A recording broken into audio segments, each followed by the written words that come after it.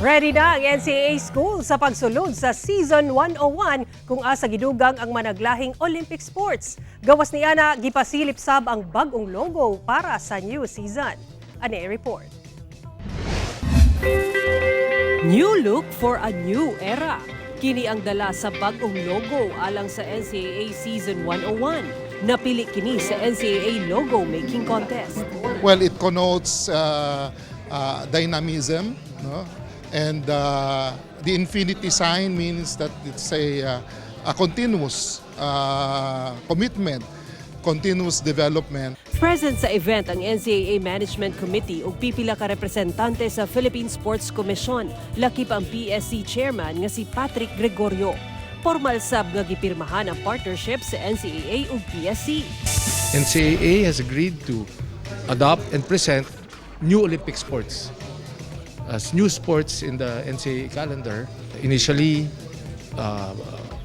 boxing, golf, shooting, and weightlifting. Full force sab ang suporta sa mga estudyante sa pep rally sa pipila ka NCAA schools. Building greatness ang misyon sa host school ug men's basketball defending champions Mapua University. Ready na sab ang Mapua nga depensahan ang ilang basketball championship. Nag-champion sila, so ako gutom rin ako na mag-champion, kasama rin sila. Rally with the Champions ang tema sa pep rally sa San Beda University. This season we are planning to be more united. Hindi lang basta overall championship. Individual, magiging champion din kami. Nahuman kini sa usa ka ceremonial bonfire.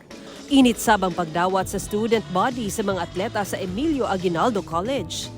Alab general ang ilang tema aron daw sa init nga pagsulod sa season. Ito na yung season na kailangan na naming makuha yung goal namin. So talagang pinagandaan po namin to. Sara Hilomen Velasco, 1 Mindanao.